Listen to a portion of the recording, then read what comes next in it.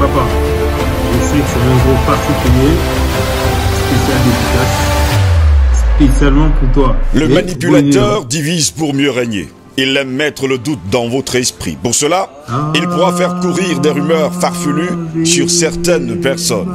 Une autre manière d'asseoir un peu plus son emprise sur ses victimes en les coupant peu à peu des autres. C'est le roi de la mauvaise ambiance. L'air de rien, il sèmera la zizanie en un rien de temps dans une entreprise. Mesdames, messieurs, bonjour.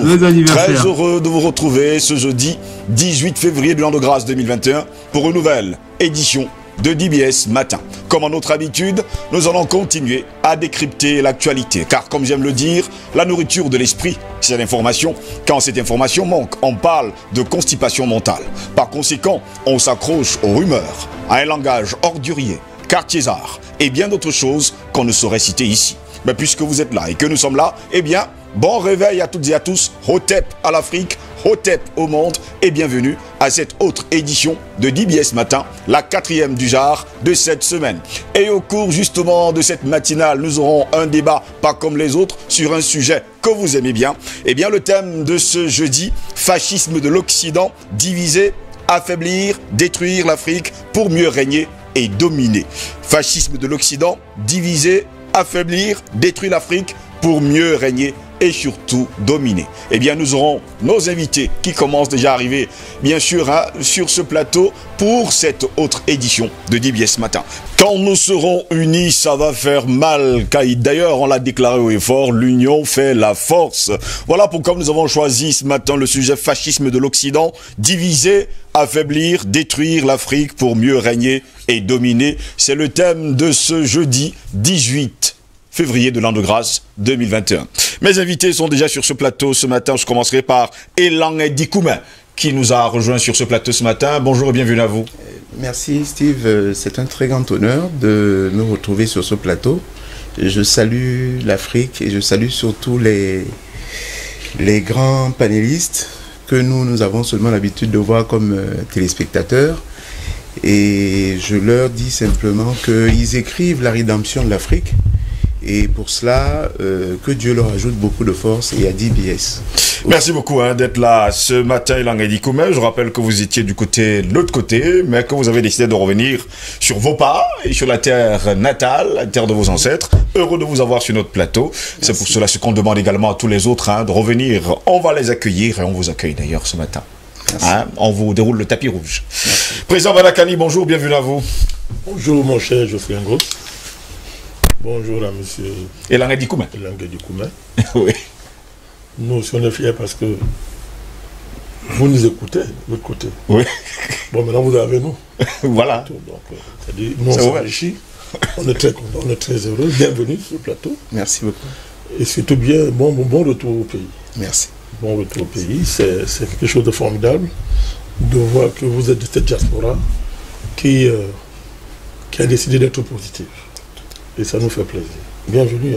Merci, Président. Je salue mes copanélistes.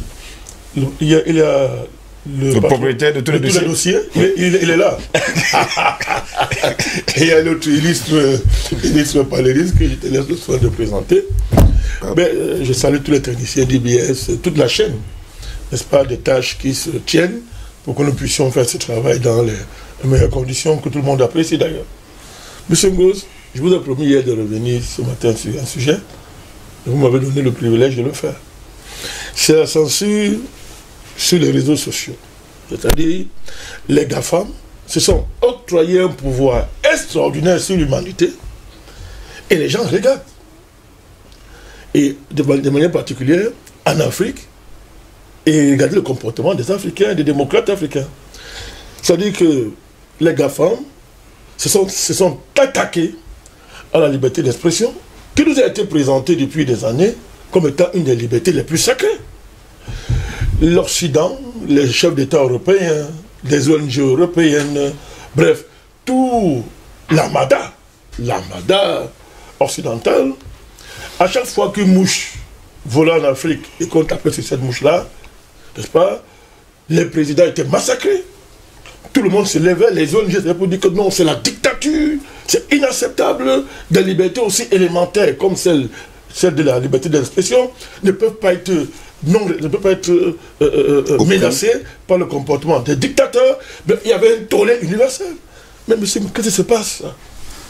Des GAFAM se sont octroyés le droit de décider ce que vous et moi on doit dire. C'est-à-dire que ce truc-là qu'on appelle Zuckerberg et les autres, c'est-à-dire que, c'est pas si vous imaginez ça, c'est-à-dire que quelqu'un comme Zuckerberg et tous ces gens-là, comme prétendent être les patrons des médias sociaux, je ne sais pas, de Twitter, Facebook, YouTube, ces gens-là, mais vous imaginez que leurs patrons ont le droit de décider à notre place ce qu'on doit dire, monsieur Ngoz? Alors, ça a des conséquences qu'il faut expliquer. D'abord, ça a des conséquences politiques. Comment des médias sociaux peuvent-ils se substituer à nos États qui ont garanti ma liberté d'expression, monsieur Ngoz? L'État du Cameroun, par exemple, m'a garanti la liberté d'expression. C'est dans le préambule de la Constitution, ça fait partie des libertés fondamentales. Écoutez bien, mais comment se fait-il donc que par quel manège, n'est-ce pas, les GAFAM, c'est-à-dire que me privent de ma liberté d'expression. Vous savez que nous sommes parmi les plus censurés maintenant sur Internet. Je ne sais pas si vous le savez. Hein. Ah, nous sommes les plus censurés aujourd'hui. Les plus censurés pratiquement sur Internet aujourd'hui. Ils ont des algorithmes qui font que... des mots-clés, dès qu'il y a des mots-clés. Pendant que vous parlez même... On met la chanson. Votre voix ne sort pas. On va parler même, vous dites, mais quand un autre co-panéliste qui est avec vous sur le même plateau parle, il n'est pas censuré. Ils sont jusqu'à ce niveau-là. Donc, ça, la signification majeure pour nous. Est-ce que les GAFAM peuvent se substituer à l'État qui a garanti ma liberté d'expression? Maintenant que ma liberté d'expression, je m'adresse à qui? Que fait l'État du Cameroun, par exemple, pour garantir ma liberté d'expression? C'est un débat important, parce que là, ça devient un sujet de droit constitutionnel. Alors, et là, ça a des conséquences, M. Ngoz.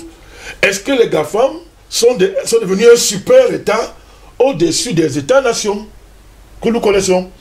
Qu'on le dise ouvertement aux citoyens. Parce que personne ne lit ce voyou. Qui connaît Zuckerberg ici en Afrique? Est-ce qu'on lit ces gens-là? Ils ont quel mandat de qui? Mais au nom de quoi ces gens peuvent faire la censure? Sont-ils maintenant supérieurs aux États-nations? Il faut qu'on le dise, M. Ngoz. Alors, M. Ngoz, mais où est la société civile? Où est la société civile? Le clergé. Où est l'Amnesty International? Où est Human Rights Watch? Où est le REDAC? Où est un monde, un avenir, ou un monde sans avenir? Ils sont où? Voilà des gens qui, dès que, en Afrique, leur patron occidental décide que ça c'est un dictateur qui a violé les droits, tous ces gens se lèvent. Mais où sont-ils? Il y a un problème. Où sont les opinions publiques africaines, M. Ngoz, si promptes à traquer les violations des droits de l'homme par les dictateurs africains? Mais où est cette opinion publique africaine? Elle est où? Devant la censure. Elle est où? Où est le clergé? Si prompte à défendre les droits de l'homme. Voilà qu'on est en train de censurer. Où sont-ils? Mais maintenant, M. Ngoz, est-ce que les gens mesurent les conséquences qui se préparent? Parce que quand demain, un État africain va censurer, va violer les droits de l'homme, vous allez dire quoi? Dites-moi au nom de quoi désormais des ONG peuvent donner des leçons, peuvent interpeller les États africains quand ils se taisent devant les pouvoirs exorbitants, les pouvoirs totalitaires, que se sont octroyés des gens qui n'ont aucun mandat, des voyous. Ce sont des voyous. Ils sont une bande de voyous. Au nom de quoi ces gens-là nous privent de liberté fondamentale, et les démocrates africains qui sont si vigilants en matière de nos droits démocratiques se taisent, on ne dit rien. Quand au Cameroun, par exemple, l'État va censurer, au nom de quoi peut-on s'opposer à cet État-là? Au nom de quoi? Au nom de quoi vous allez vous opposer aux États qui vont décider de censurer? Parce qu'il y a là une dérive de restauration autoritaire et même de la terreur d'État que les gens qui se profilent là, il y a un boulevard qu'on est en train d'ouvrir aux États. Quand demain les États africains vont s'y engouffrer, mais que le clergé, se taisent, parce que maintenant ils ne disent rien quand on censure. Mais qui est Zuckerberg? Qui sont les GAFAM pour s'attaquer à nos libertés d'expression?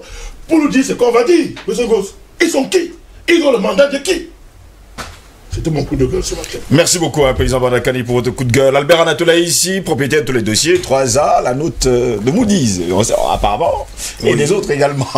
Bonjour et bienvenue à vous. Bonjour Steve Longo, je salue notre nouveau copanéliste, monsieur Elang, du coup, mais je crois. Oui. Bienvenue au pays, bienvenue chez vous, bienvenue, n'est-ce pas, dans le cas de cette tribune. Je salue l'Afrique, je salue le monde, je salue le Cameroun. Je salue, n'est-ce pas, toute la chaîne de production, n'est-ce pas, de cette grande tribune, particulièrement celle qui nous rend très beau avant de venir sur ce plateau. Je salue, n'est-ce pas, tout cela à divers endroits, dans diverses plateformes, n'est-ce pas, qui nous soutiennent, quelquefois qui nous font des critiques objectives et j'allais dire constructives. Mon coup de gueule ce matin, eh bien, il était annoncé dans son interview du 22 novembre de l'année dernière, n'est-ce pas, la tenue du sommet France-Afrique. Je parle de M. Emmanuel Macron, qui indiquait justement que ce fameux sommet, et cette usine, j'allais dire, cette usine a fabriqué l'hégémonisme néocolonial dans cette tenue, n'est-ce pas, ce mois de février. Alors, moi, je pense qu'il urge justement à nos chefs d'État, à nos dirigeants, du moins ces ouvriers, ces gens que j'appelle les ouvriers, n'est-ce pas, de ce fantasme, de ce fantasme hégémoniste, néocolonial, de sortir de cette affaire-là. Parce que lorsque vous faites le bilan de la France-Afrique, eh bien, moi, mon décompte à moi me renvoie 3 clichés. Le premier cliché, c'est la famine. Le second cliché, c'est l'exploitation de nos ressources naturelles, minières, tout ce que vous voulez. Troisième cliché, c'est les guerres, l'instabilité sur le continent africain. Donc, je ne vois rien lorsque nous faisons le décompte de cette affaire-là, la France-Afrique. Ça nous donne quoi? Ça donne quoi aux Africains? Donc, je crois qu'il faut sortir de cette affaire-là rapidement.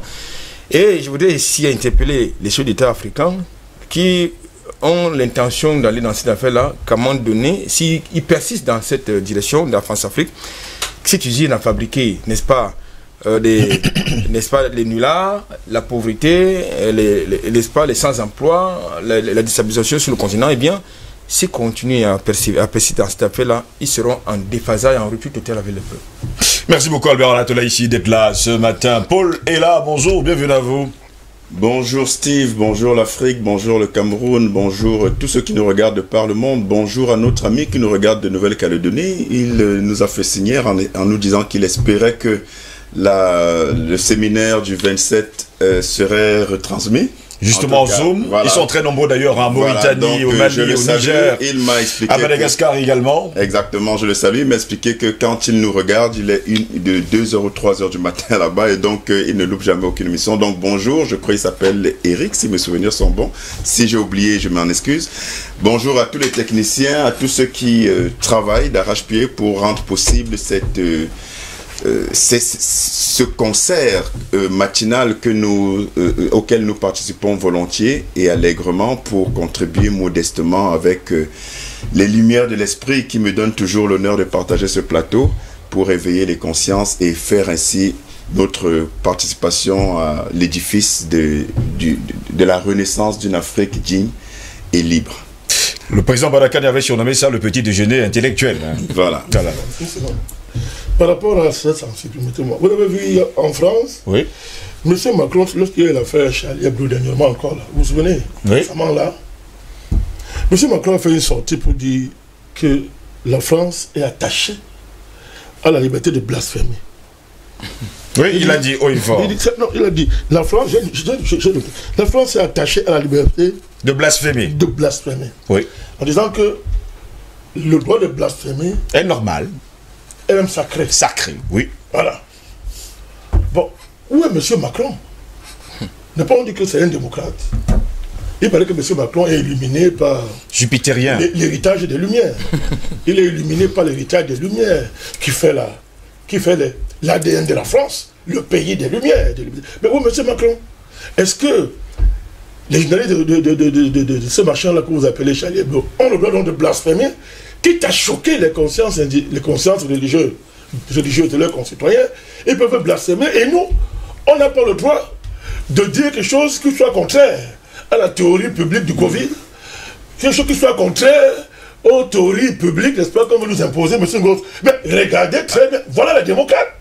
Oui, M. Macron, pour interpeller les GAFAM, n'est-ce pas, que c'est quand même la liberté d'expression. Ils sont tous sur les démocrates. Non, mais vous avez tout compris. Voilà. Ce sont des mêmes gens, ce sont des Illuminati. Macron, c'est un Jupitérien.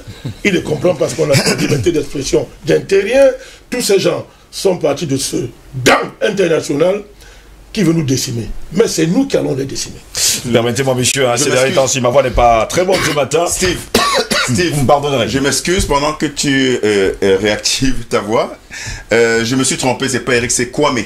Voilà. Kwame depuis la Nouvelle-Calédonie, c'est très important. Donc, je le salue, le plateau le salue et merci d'être fidèle. Depuis la Nouvelle-Calédonie, ils sont d'ailleurs très nombreux dans tous les États-Unis d'Amérique. Il y a quelqu'un qui nous regarde d'ailleurs depuis le Canada. Ils sont très nombreux de ce côté-là. C'est d'ailleurs lui qui m'a envoyé le message ce matin pour me faire comprendre que, eh bien, ces derniers temps-ci, et d'ailleurs l'émission du 16 février dernier, eh bien, pendant que nous sommes en train de discuter d'un sujet, eh bien, on met la chanson. On met la chanson et justement la musique pour que ce que vous dites ne soit pas compris et connu. Il a été obligé de descendre justement dans le Facebook de DBS TV officiel pour suivre l'émission. À lui et à tous ceux-là qui nous suivent depuis le Canada, eh bien, nous sommes de tout cœur avec vous ce matin. Mais sur le thème qui nous intéresse ce matin, fascisme de l'Occident, diviser, affaiblir, détruire l'Afrique pour mieux régner et dominer, c'est le thème du jour. Mesdames, messieurs, bienvenue à toutes et à tous. Voici le débat.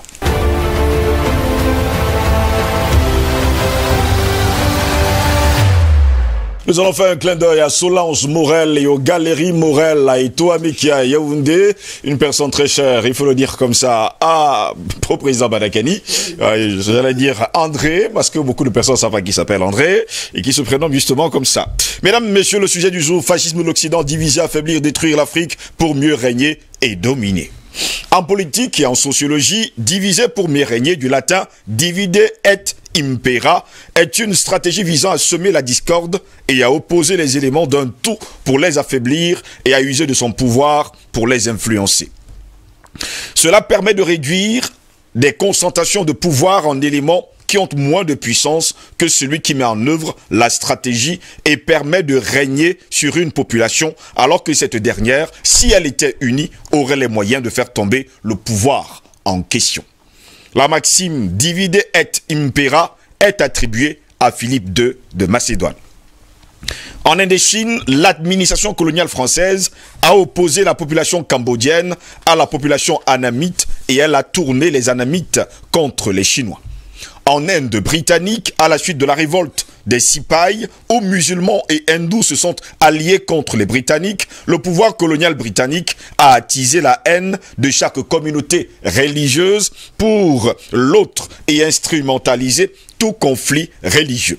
Lors de leur règne, les Britanniques prirent le parti de la Ligue musulmane contre le parti du Congrès. Cela eut comme conséquence la partition de la colonie en Inde et surtout en Pakistan. La citation « diviser pour mieux régner » n'a jamais eu autant de sens que durant ces 100 dernières années et même des années avant en Afrique et surtout dans le monde. L'Afrique, le Moyen-Orient et surtout le Proche-Orient sont le théâtre d'une vaste campagne de déstabilisation dont le but principal n'est rien d'autre que l'exploitation du potentiel économique de ces zones. Il y a clairement un rapport de force qui est établi entre pays forts et riches et pays faibles, dits pauvres. Parce que je ne dirais pas que ces pays sont pauvres. Je dis bien c'est ce qu'ils disent. Tout Africain doit se demander pourquoi l'Afrique, le Moyen et Proche-Orient sont les seules zones du globe terrestre qui enregistrent le plus grand nombre de massacres, d'exactions meurtrières, de guerres religieuses, ethniques et communautaires depuis des douzaines, des centaines, des siècles. La réponse est toute trouvée, c'est tout simplement parce que les fomenteurs viennent de nos anciens colons au protectorat qui gagneraient à nous déstabiliser pour garantir leur hégémonie sur nous. Il est important de savoir qu'ils ont les moyens de leur politique car ils dirigent le monde sur les plans économiques, politiques, diplomatiques et même culturels. Il est un fait que nul ne pourrait nier lorsqu'on observe l'histoire du monde après la Seconde Guerre mondiale. Les guerres ne se font plus entre deux pays rivaux ou ennemis, mais plutôt entre citoyens, communautés ou confessions religieuses d'un même pays. J'espère que vous avez fait la remarque. Le premier avantage de cette nouvelle formule permet aux pays vendeurs d'armes de se faire de l'argent avec chacune des factions rivales. Le second avantage, c'est la possibilité d'exploiter les ressources minières, pétrolières ou forestières du pays pendant que les factions rivales se font la guerre. Le plus souvent, les leaders de chacune de ces factions rivales travaillent avec les fournisseurs d'armes, c'est-à-dire les instigateurs de la guerre.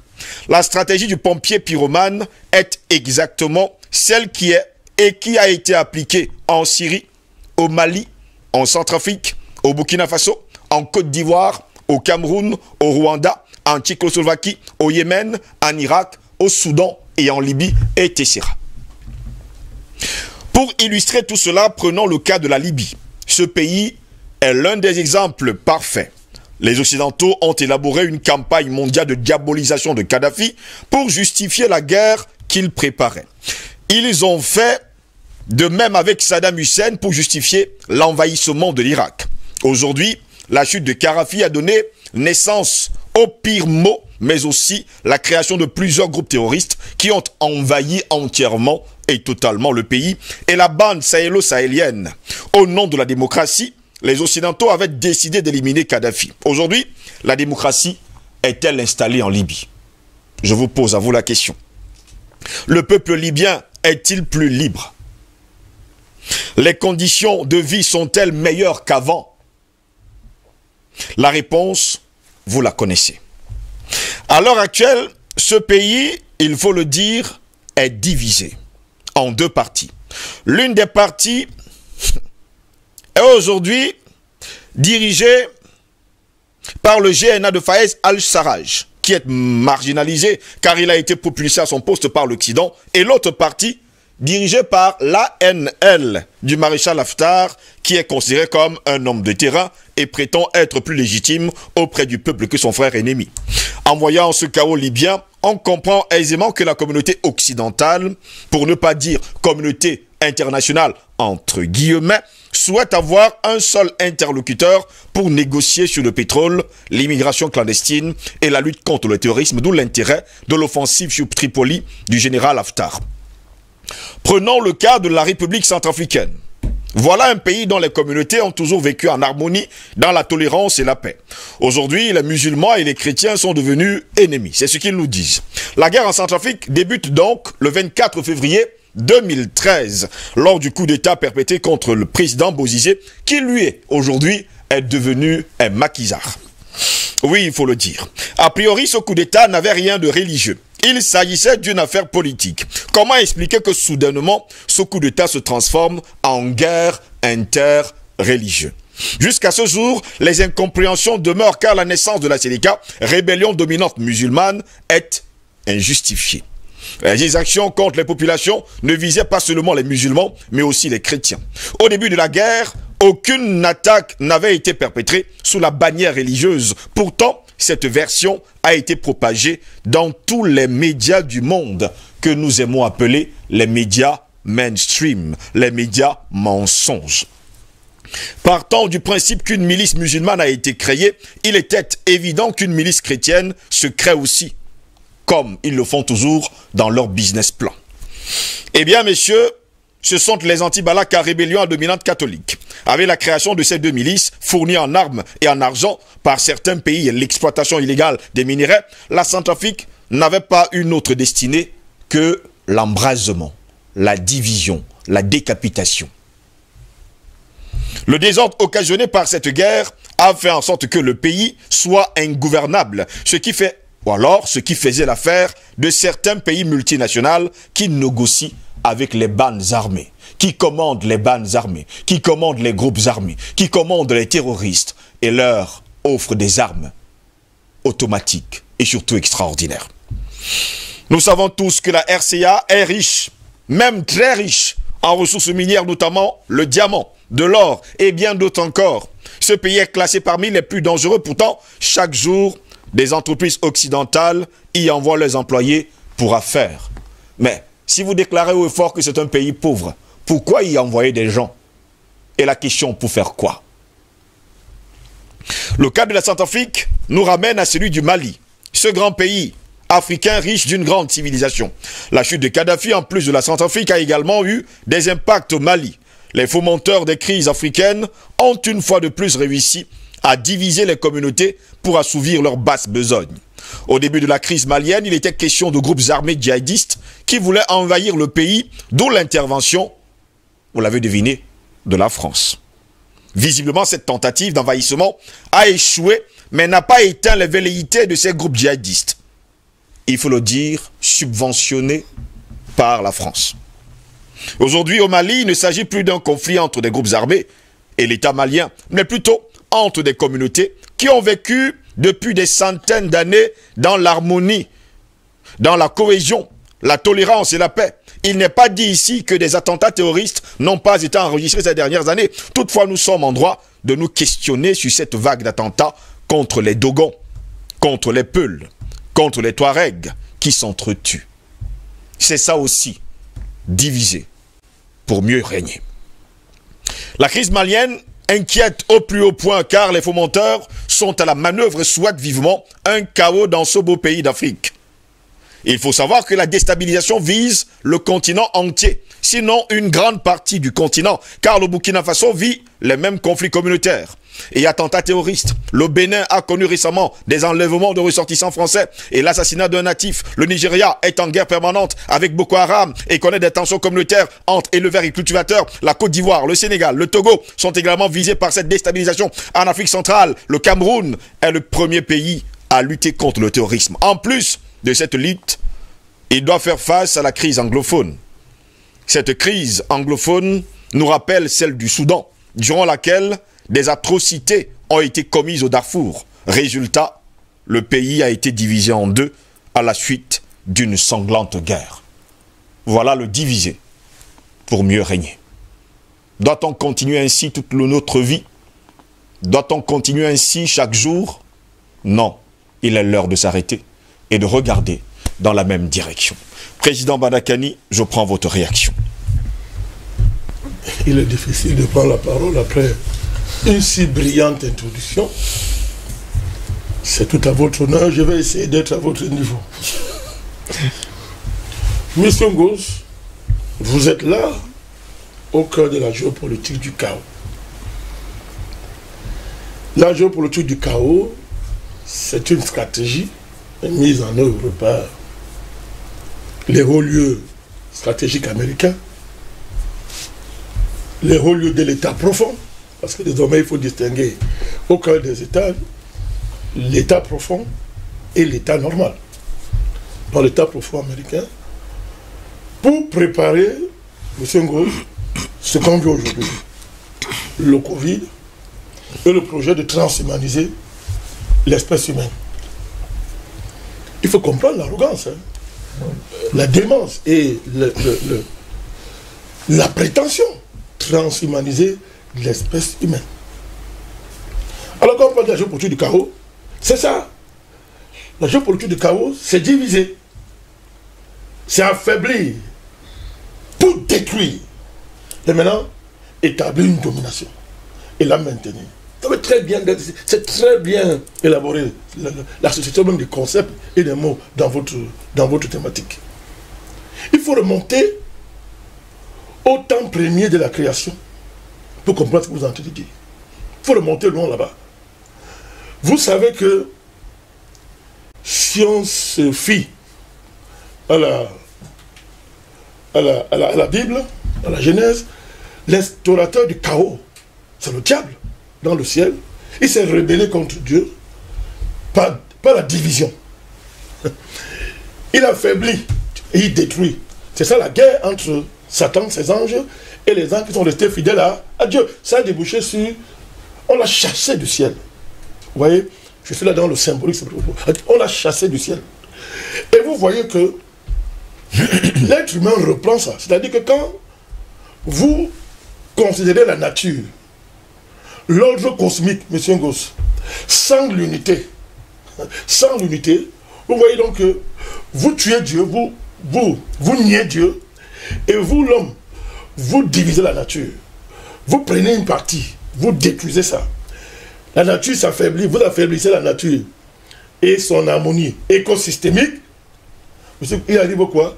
C'est qu'ils appellent eux-mêmes destruction de l'environnement. Et il y a péril sur l'homme. C'est pas tout à fait ce que ça veut dire. C'est-à-dire que même du point de vue de la nature, l'acte de diviser, c'est-à-dire que de nier l'unité cosmique, l'ordre cosmique, visible et invisible, de nier ça, participe d'un affaiblissement de la nature. En faisant éclater, c'est le chaos, vous éclatez l'harmonie et vous déclenchez les éléments naturels qui vont vous détruire, monsieur Ngos. Alors, c'est la continuation de ce chaos cosmogonique, cosmique, qui est reprise sur le plan géopolitique par les stratèges de la géopolitique du chaos. Donc, vous ne pouvez pas séparer ça de ce que l'on disait hier, de la filiation qui lie ces gens au diable. Et c'est le diable qui divise. C'est le diable qui affaiblit pour détruire et boire le sang. Il est important que nous posons les fondamentaux de notre analyse sur cette base-là pour bien comprendre ce qui est en train de se passer. Donc, quand vous parlez d'affaiblir, de diviser, affaiblir et détruire, ça nous renvoie dans l'histoire, dans notre rapport avec l'Occident. La domination de l'Occident sur le monde pendant les 7 ans-ci, oui. C'est fini, c'est fini. C'est fini. Même si les gens ne veulent pas sauter, c'est fini. Cette domination, M. Ngos, a coïncidé avec les génocides. Ça s'appelle un génocide, c'est-à-dire on extermine. Avec les ethnocides, c'est-à-dire vous liquidez la culture des gens. Avec des crimes pas possibles. Le vol. Et l'extermination, maintenant, des populations entières qui habitaient sur les territoires, qui intéressaient le goût de la rapine de ces gens. Or, M. Ngos, la division, l'affaiblissement et la destruction, on divise ce qui est uni. Oui. C'est-à-dire que la division suppose que vous avez trouvé quelque chose d'uni. D'uni. L'affaiblissement suppose que vous avez trouvé un truc fort. Et la destruction suppose quelque chose qui a été construit. Or, M. Ngos, on n'unit pas, c'est-à-dire on n'additionne pas des éléments isolés. C'est ça l'unité. C'est-à-dire, vous n'additionnez pas, vous n'unissez pas, M. Ngos, vous ne rendez pas fort un existant, M. Ngos, vous ne construisez pas, M. Ngos, si vous n'avez pas un narratif qui vous valorise en tant que société humaine. Justement. Vous devez avoir un discours sur vous-même qui démontre que vous êtes conscient d'être des êtres humains et que votre humanité est inaliénable par qui que ce soit. C'est ce qu'on appelle la civilisation. C'est ce qu'on appelle l'ensemble des valeurs, M. Ngos, qui justifie l'existence de la communauté et qui peut susciter des mobilisations des pans entiers d'une population pour faire la guerre contre l'ennemi. On appelle ça la conscience de soi. La conscience de soi, M. Ngos. L'Occident, qu'est-ce qu'il a fait dès le départ? Quand il arrive pour diviser, il détruit d'abord l'unité. C'est-à-dire qu'il faut qu'il ait un discours. Oui. Il faut qu'il y ait une démarche pour nous montrer que vous n'êtes pas unis. C'est ça la division. Donc on va vous dresser les uns contre les autres. Là où vous étiez unis, on va créer les conditions pour que votre unité explose. Ça explose. Et il y a l'affaiblissement. Parce que dès qu'on commence à te dresser contre ton frère avec qui tu n'avais pas un problème, parce qu'il faut le dire, il ne s'agit pas de construire des légendes africaines sur une harmonie extraordinaire en Afrique. Non. Le problème, c'est que même si l'Afrique avait ses problèmes, comme tout être, comme toute société humaine, oui, nous les gérions nous-mêmes. C'est la base, justement, de l'idée qu'on se faisait de nous-mêmes, qui nous permettait de gérer tout ça. C'est là que nous disons que nous étions unis. Quand on vient, quand il arrive, il vient avec un discours, d'abord, qui détruit cette idée que vous avez de vous-même. Donc on nie votre humanité. On nie par un discours qui vous dévalorise. On vous dévalorise. Et cette dévalorisation cimente la division, vous affaiblit, là où il y avait la force, on vous affaiblit.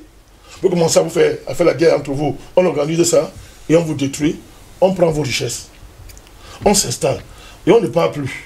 On entretient sur des générations et des générations l'idée de cette division. On crée des classes nouvelles. On crée des ethnies nouvelles.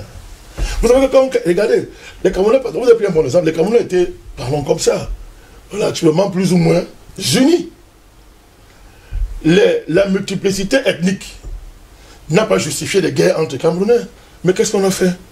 On a créé 2 ethnies nouvelles. 2. Les francophones et les anglophones. Ils existaient avant, hein. Elles existaient avant. Mais elles étaient latentes, c'est-à-dire que personne, c'est-à-dire que... Mais on a activé. Et on a créer deux ennemis, d'un côté les francophones et les anglophones, et qui doivent se faire la guerre. C'est arrivé, c'est ça. Il y a une partie qui a dit je prends les armes. Et la prise des armes a coïncidé avec un discours visant à diaboliser à autant les francophones, qui étaient tous assimilables à quelques élites francophones qui dirigent le pays. Donc tous les défauts de la terre étaient jetés sur les francophones et toutes les qualités de la terre étaient l'apanage des anglophones. Mais le schéma, il est clair devant vous. Et la conséquence, c'est quoi? Le pays explose. C'est pas la magie, le pays explose. C'est clair, le pays explose. Il faut des trésors d'imagination, des trésors de courage pour affronter ça. Monsieur Ngoz, on appelle ça la fabrication des ethnies nouvelles. Quand vous venez additionner des ethnies nouvelles sur des anciennes ethnies, vous créez la guerre. Parce que, il faudra trouver un territoire à ces nouvelles ethnies. Il y avait un territoire pour une ethnie, vous avez créé une nouvelle, il faut créer un territoire. Et comme ça va se faire est nihilo, vous divisez déjà un territoire qui était pour une ethnie, il faut maintenant qu'il soit occupé par deux ethnies. C'est le chaos, monsieur Ngoz. Ces deux ethnies vont se livrer une guerre darwinienne sous votre arbitrage. C'est de cela qu'il s'agit.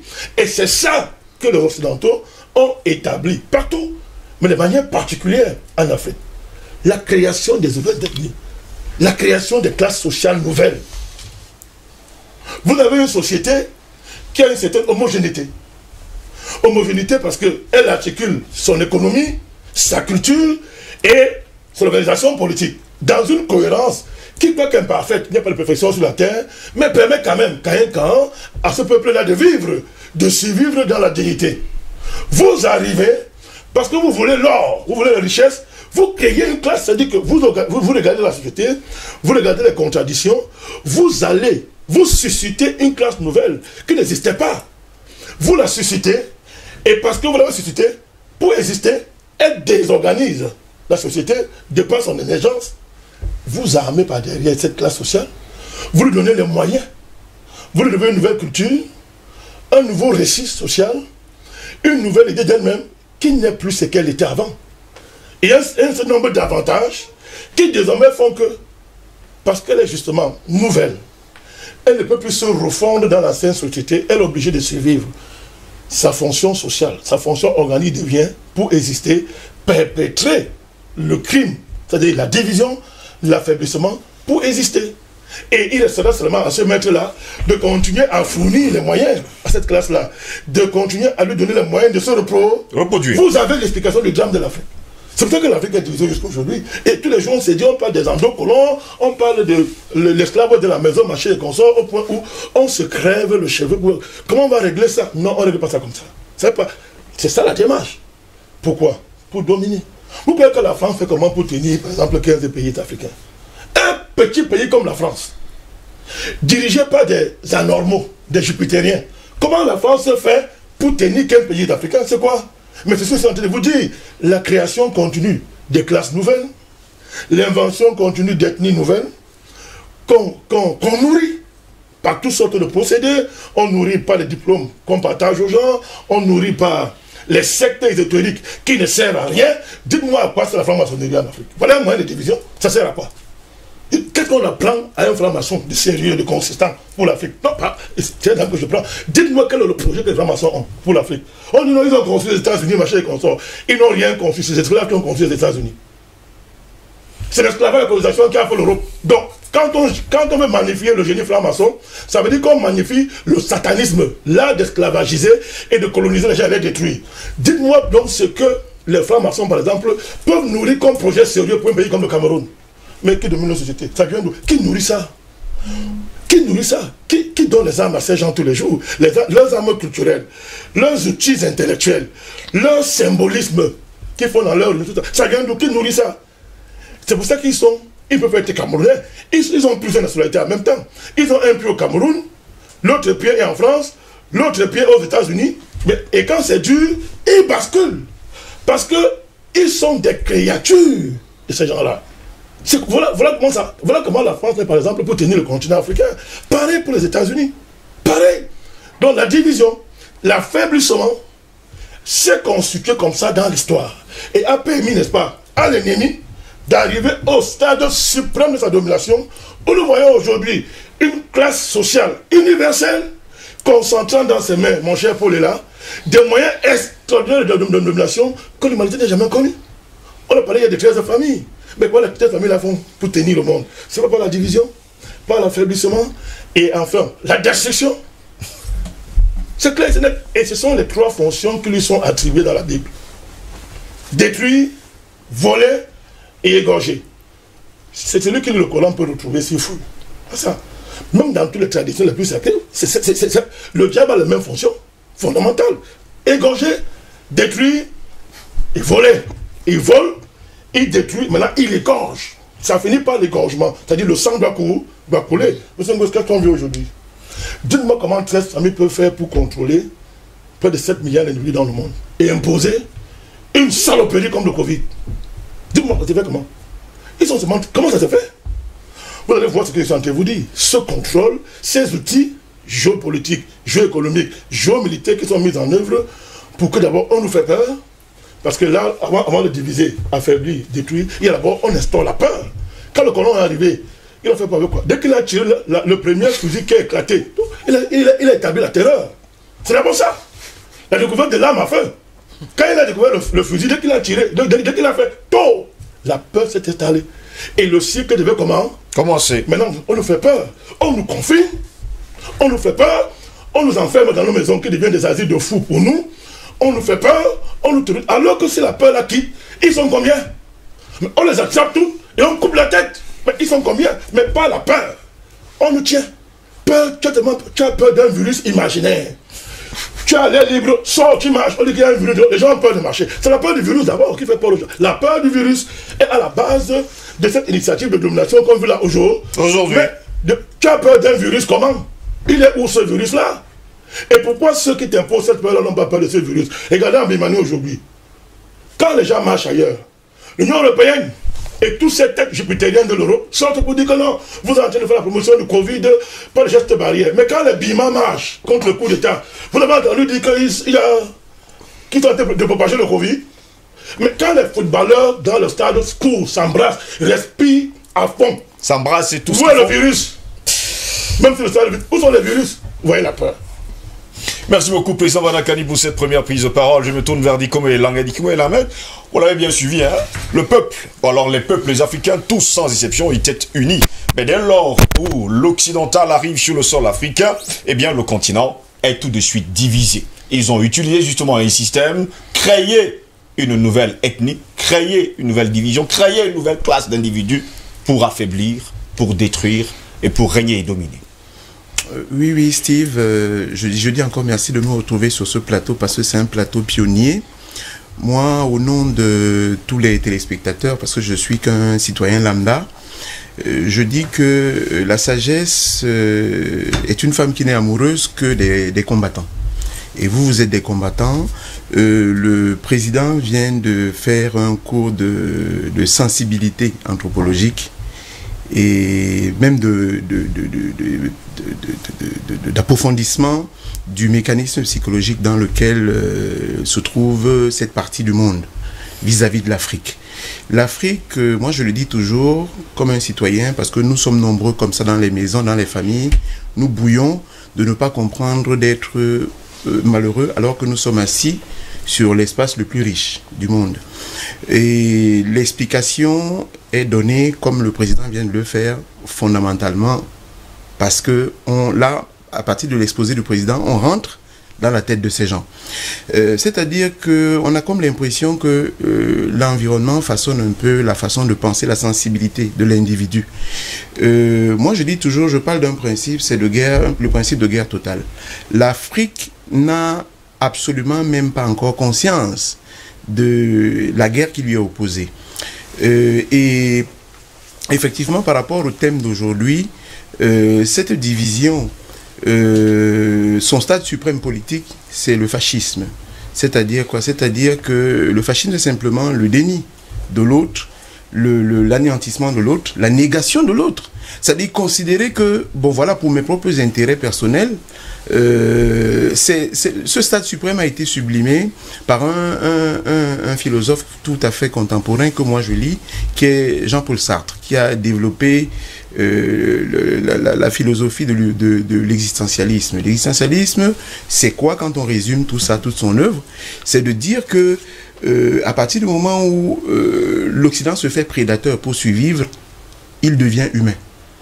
Voilà, donc il devient humain. Donc c'est un humanisme.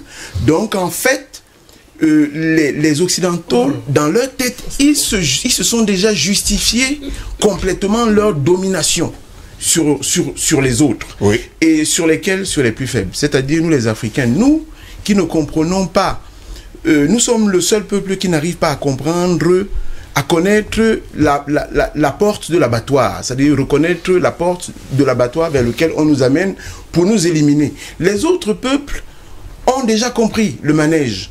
Nous sommes un peuple inclusif, c'est-à-dire que nous avons simplement besoin de collaborer avec les autres, parce que nous intégrons l'individu, nous intégrons la communauté. Les deux sont de même, c'est-à-dire que quand il y a l'un d'entre nous qui est en danger, les autres viendront à son secours. Nous ne sommes ni libéraux, c'est-à-dire que où nous ne mettons que l'individu devant, comme eux les Occidentaux, parce que c'est l'individualisme, c'est l'égoïsme. Comme je suis moi seul, je ferai tout pour tous vous diviser, pour régner moi seul. Et nous respectons l'individu, mais nous respectons aussi le collectif, c'est-à-dire que collectivement, vous pouvez m'empêcher de vous diviser. Donc, le thème d'aujourd'hui est un thème absolument profond qui nous permet, quand on l'élargit, de le voir sous plusieurs aspects. Moi, j'ai fait 20 ans à l'étranger, en Occident, et je constate simplement que j'ai été victime pendant 20 ans de ségrégation. De ségrégation. Okay. Et principalement, moi, j'ai fait 20 ans en France. Je ne pourrais peut-être plus repartir là-bas pour ce que je dis, mais je le dis sincèrement parce que les gens, la démonstration du président montre très bien comment on pénètre dans la tête de ces gens. C'est-à-dire quoi? C'est-à-dire qu'ils considèrent que entre eux et l'animal, il y a quelque chose d'intermédiaire. Quelque chose d'intermédiaire. Et cette chose intermédiaire, ça semble être le noir. Et je dis que ils n'accepteront jamais que nous puissions traiter, collaborer avec eux. Moi, c'est ce que je crois. Et c'est pour ça que je suis un panafricaniste, souverainiste convaincu, parce que je considère que l'idée panafricaniste est l'idée la plus aboutie qui nous sortira de cette situation. Parce que c'est une idée vraiment qui, je peux même dire que c'est le fascisme qui nous est opposé, qui nous a donné à la réalité et à réaliser l'importance du panafricanisme. Parce que en pratiquant tout ce qu'il pratique sur nous, c'est-à-dire que l'esclavage, c'est une forme de fascisme. Parce que quand tu nies à une autre personne l'humanité, oui, et que tu le transformes en objet, tu le nies dans ce qu'il est. Donc, c'est un peuple qui a toujours refusé la complémentarité de la différence. Parce que nous sommes plutôt très différents d'eux, parce que nous considérons la différence comme une complémentarité et pas comme une opposition. Mais eux, la différence semble être une opposition. Pour nous, la différence est une curiosité, est un enrichissement. Quand on regarde notre comportement, c'est un comportement de coopération. Mais en face, nous avons un comportement de fascisme absolu, où les gens sont fermés catégoriquement dans une posture où ils considèrent qu'il n'y a qu'une seule position possible, c'est celle de dominant et dominé.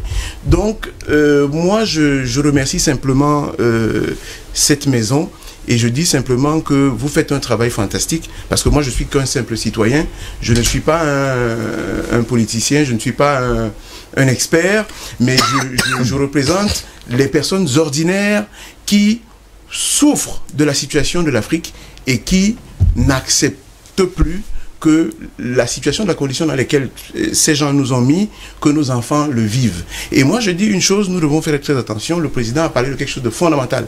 Les GAFA et tout le reste, nous sommes passés à une, je dirais, à la phase la plus grande et la plus forte, la plus grosse vague qui va donc vraiment écraser l'Afrique. C'est-à-dire qu'aujourd'hui, si l'Afrique ne prend pas conscience, ça sera sa perte. C'est la dernière ligne droite pour moi. de ma façon de voir les choses. Parce que quand on observe la déferlante, les ACP, on observe que on n'aura pas d'industrie, on nous fait miroiter des choses qu'on n'arrivera pas à voir. Moi, quand je rentre dans les grands magasins de distribution qui sont les enseignes qui viennent de l'extérieur, que moi j'ai usité là-bas, je vois qu'ils nous vendent ici du discount, c'est-à-dire que des produits reconditionnés, à jeter, et ils les vendent 10 fois 15 fois le prix. Ça veut dire que les flux financiers remontent systématiquement et ça va s'accélérer parce que c'est ce qui est prévu. Quand on regarde aujourd'hui, moi je le dis ouvertement, je ne prenais que des compagnies africaines quand je venais en Afrique, systématiquement. Ça m'a opposé à beaucoup de membres de ma famille, mais c'est parce que je suis un enfant qui fait partie de la catégorie des nationalistes africains qui n'ont rien contre personne mais qui considèrent que l'Afrique a droit à un minimum de souveraineté. Quand vous regardez les entreprises de téléphonie en Afrique, moi je dis c'est un scandale. Moi j'ai un abonnement téléphonique en France que je paye à 9 €, mais ce que je vois ici c'est de l'extorsion organisée à une échelle terrible. Et alors que moi, il y a un opérateur très couru ici, en Afrique, francophone particulièrement. Vous avez cité son nom. Président, nous... C'est Orange. Donc, honnêtement, cet opérateur, moi, je l'ai vu s'effondrer. Les gens se suicidaient parce que c'est un opérateur qui a été dépassé par les évolutions technologiques et qui a été surplanté par tous les autres opérateurs qui proposent vraiment, parce qu'il y a une réalité qu'on cache aux Africains, c'est que tous les équipements de téléphonie, les antennes, les satellites, tout ça c'est amorti. Le transport de la voix, de l'image et tout ça ne se paye pratiquement plus. C'est quasiment scandaleux qu'on nous fasse payer des choses qui ne se payent plus. Et c'est une façon de sortir tout de l'Afrique. Et je dis que ça va s'accélérer parce que moi, je le dis, l'Afrique s'est réveillée. Il y a un document récemment qui est passé sous cap, que beaucoup d'Africains n'ont pas vu passer. C'est le livre blanc de la défense.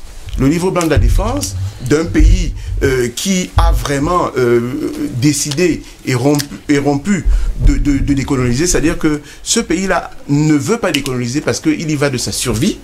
Ce livre blanc de la défense stipulait fondamentalement qu'il y avait une menace en Afrique. Il y a une menace en Afrique. Et une seule menace en Afrique, c'est la prise de conscience des Africains. C'est la seule menace qu'ils voient pondre. Et ils voient très bien, ils veulent trouver les voies et moyens de l'éteindre par tous les moyens. Donc nous sommes vraiment en danger. Moi je souhaite que toute l'Afrique et sa diaspora, qui est nombreuse jusqu'aux confins de la terre, parce que ça se justifie, parce que malencontreusement, malgré eux, ils ont permis que nous puissions revenir dans nos terres, parce que nous étions partout dans le monde, et avec l'esclavage, avec la colonisation, avec tout le monde qui meurt en Libye, nous sommes repartis dans le monde. Je leur dis tranquillement que tant qu'ils ne libéreront pas l'Afrique, nous, le monde sera le chez nous. On va vivre là-bas. Et j'appelle tous les Africains et toute la diaspora, nous, diaspora, de comprendre que l'enjeu, c'est simplement l'autonomie, l'autonomisme souveraine. C'est-à-dire qu'il faut que les Africains comprennent qu'il faille aujourd'hui que nous puissions consommer ce que nous produisons et que nous vivions pour nous-mêmes, simplement parce que nous n'avons rien à attendre des autres. Merci.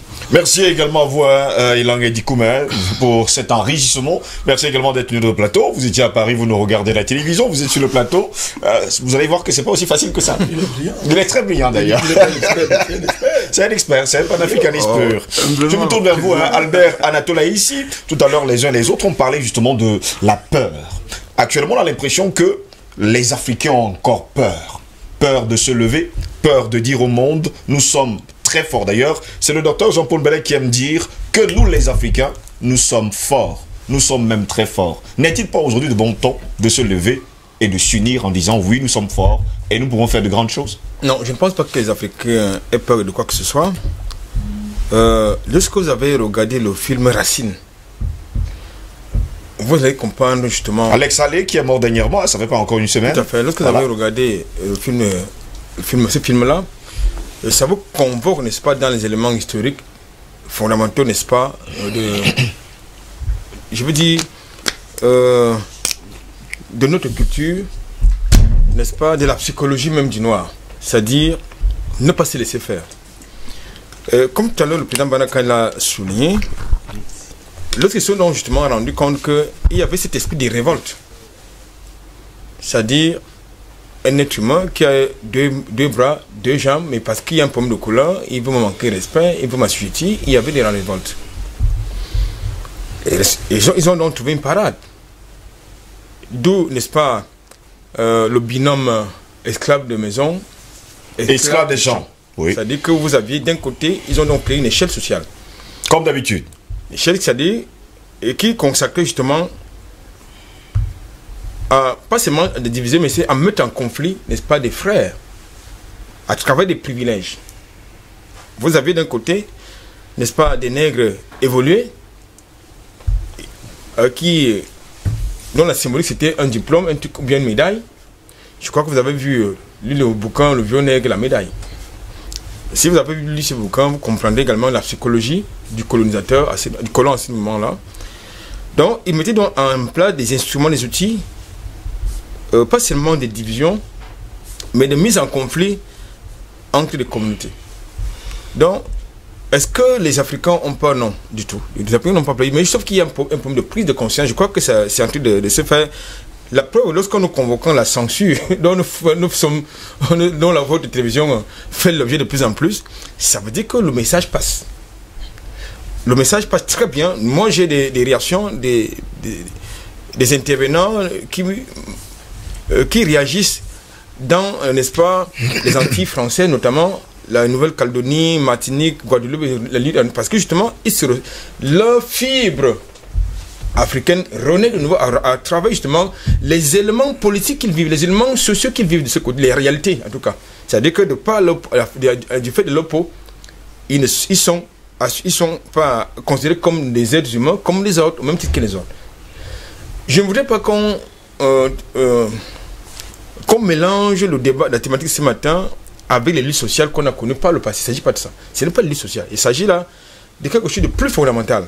C'est-à-dire que vous avez des individus qui sont dans un projet d'hégémonisme mondial. C'est-à-dire que notamment, oui, ils considèrent que d'un côté, vous avez des gens très intelligents, super intelligents, c'est eux. Et d'un côté, vous avez des gens qui sont tous sauf intelligents, en fait, qui sont les indigènes, c'est-à-dire les noirs. Or, je voudrais compléter un peu la pensée, l'analyse du président Banaka en indiquant que, en fait, leur attitude est le reflet de leur, non pas seulement de leurs lacunes, mais également de leur mésintelligence. Ça, c'est important. Parce que lorsque vous voyez quelqu'un se comporter, c'est-à-dire répondre, s'exprimer par la violence, par la dégradation, par le déni, eh bien, ça veut dire qu'il y a quelque chose qu'il cache. Il y a une faiblesse qu'il voudrait cacher. Et ces gens-là sont tous sauf intelligents. Ça signifie que la faiblesse de la force, elle ne croit qu'à la force. Tout à fait. Je dis donc, ils sont tous sauf intelligents. Ça aussi, c'est établi. Je pense qu'aujourd'hui, la plupart, si vous faites le tour des pays occidentaux, vous allez constater que au sein de l'élite, de la grande élite, il y a un métissage. C'est-à-dire vous avez des noirs qui contribuent justement à leur puissance. Enfin, soit disant puissance, quoi. Oui. C'est-à-dire que aller au Pentagone, par exemple, aller aux Nations Unies, où il y a également un problème là-bas, parce qu'il faut quand même dire choses que, même aux Nations Unies, vous avez l'institution qui est censée protéger les droits humains, respecter les libertés individuelles et fondamentales. Eh bien, la ségrégation, c'est une réalité là-bas. Il n'y a pas très longtemps, dans un coup de gueule, je vous ai indiqué qu'à l'intérieur des Nations Unies, actuellement, vous avez des hommes de couleur. C'est-à-dire... Les hommes et femmes de couleur. C'est-à-dire les hommes et les femmes de couleur. C'est-à-dire que les fonctionnaires internationaux qui sont victimes de ségrégation raciale. Et ça, on n'en parle pas. Ça, on en parle. Et c'était un gros scandale qui devrait faire, à mon sens, l'objet d'une réflexion sérieuse et profonde. Elle qui donne les leçons. Ah, malheureusement. Non, et alors, quand j'ai dit ça, C'est pour dire quoi? C'est pour dire que maintenant, il appartient pas au Locodem, comme nous avons l'habitude de dire, de nous dire qui nous sommes, de nous montrer la voie à suivre, de nous fabriquer des concepts idéologiques. Non, c'est à nous. Parce que nous avons une culture. Parce qu'il fonctionne par la théorie, pas seulement de l'octroi des privilèges indus, pour justement créer des conflits, mais en même temps, il vous plonge dans les préjugés. C'est-à-dire qu'il vous nourrit des préjugés. Comme vous faites croire que non, vous n'êtes pas très intelligent, vous n'avez pas la technologie pour transformer vos matières premières, vous n'avez pas... C'est de ça qu'il s'agit. Lorsqu'il émerge donc au sein de l'élite intellectuelle des intelligents qui sont capables de leur opposer des contradictions, eh bien... Il commence à vous censurer comme c'est le cas maintenant sur YouTube. Non, après le passé c'était très radical, il vous coupait la tête. Oui. Maintenant, ils commencent à censurer et comme ils sont devenus un peu plus discrets, ils sont devenus un peu plus soft, eh bien, ils amènent des gens, vous se rapprocher de vous dans l'optique justement de vous corrompre, de corrompre votre conscience. C'est comme ça qu'ils fonctionnent. Ils vont tuer par le verset. C'est comme ça qu'ils fonctionnent. Donc maintenant, je pense que pour ce qui concerne le vaccin, c'est une parenthèse, pour ce qui concerne le vaccin, nous avons fait plusieurs émissions là-dessus pour sensibiliser les Africains dans l'optique d'abord de leur faire comprendre une chose, ce vaccin-là est tout sauf sécure. Ce n'est pas la solution. Deuxième chose, et si d'aventure il y avait même un virus, et si d'aventure, non, ça c'est du théâtre. Ça c'est du théâtre, c'est d'enfumage. Alors, si d'aventure il y avait un virus qui circulerait, eh bien nous avons des solutions endogènes africaines. Parce que dans le contexte africain, pourquoi les pays africains, qui sont également responsables également de cette situation-là, c'est-à-dire de cette situation de préjugés, de complexes, pourquoi est-ce que les dirigeants africains n'ont pas mis en exergue, par exemple, les découvertes des chercheurs africains dans ce domaine? Au Bénin, nous avons eu l'ampivirine, qui nous a été proposé comme alternative contre le Covid. Au Cameroun, nous en avons vu. C'est vrai qu'il y avait quelques-uns qui sautaient un peu d'un genre, mais nous avons, beaucoup d'Africains sont entrés dans la forêt pour trouver des panacées dans l'optique, n'est-ce pas, qui leur ont permis justement de régler cette question-là. Mais pour revenir, mais il n'y a pas que le fascisme qui est utilisé, hein, monsieur Dikoumé. Il n'y a pas que le fascisme. Ils utilisent même désormais le nazisme carrément.